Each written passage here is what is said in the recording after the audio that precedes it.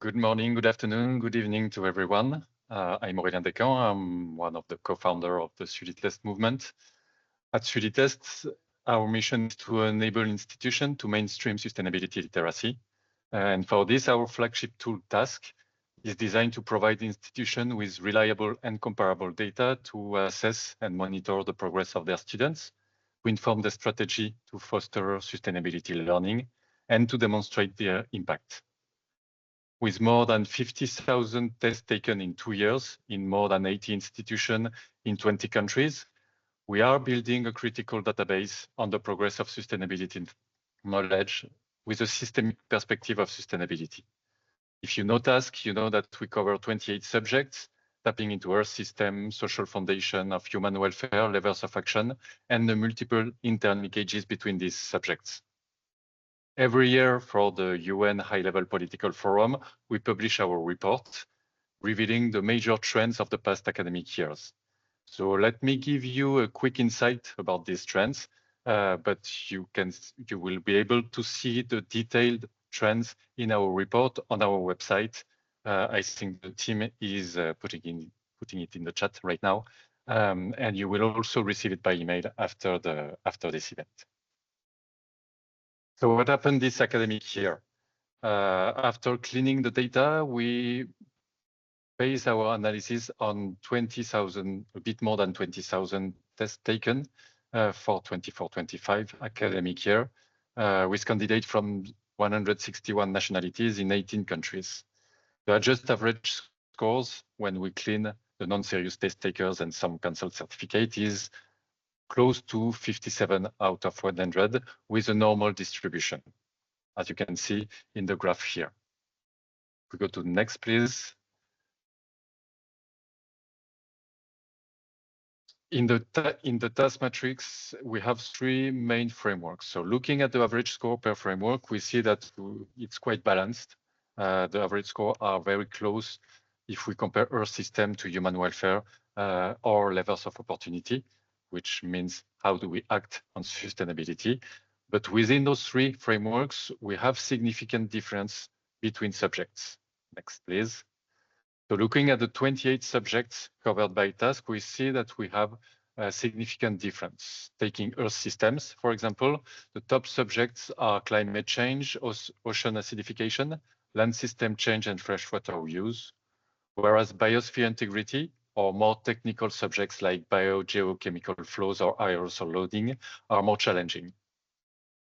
Looking at social foundations of human welfare, health, basic income, gender equality, nutrition and education score higher, whereas access to energy and social equity scored lower.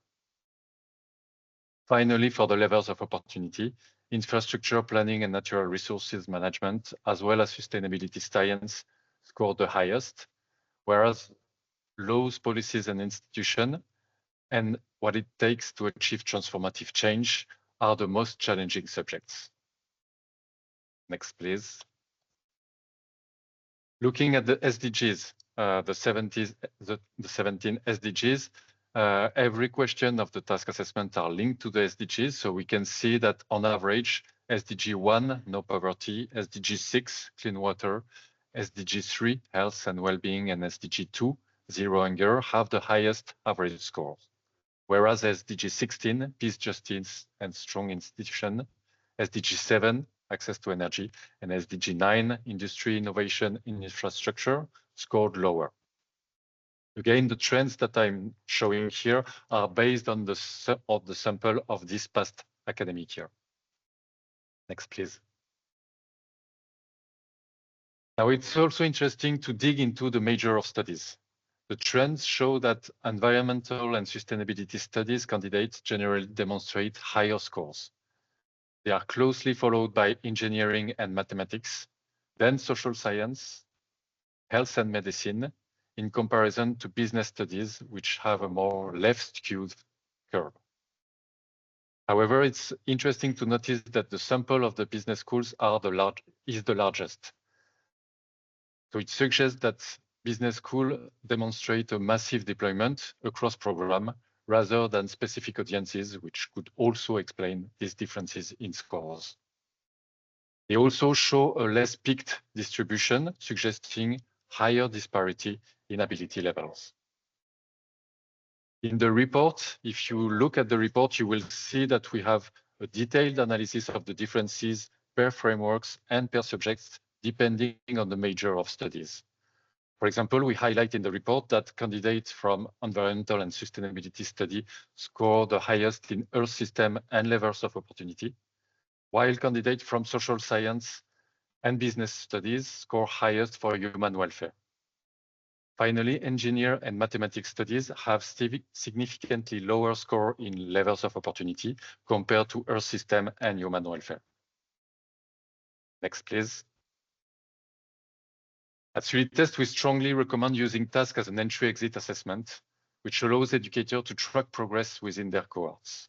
As you can see here, both for bachelor and master students, average exit scores exceed entry score, showing a general increase in knowledge level. And we have a continuum of average score from entry, bachelor entry to exit to entry in a master level, then exit master. Finally, at Sulitest, we invite, next please, sorry.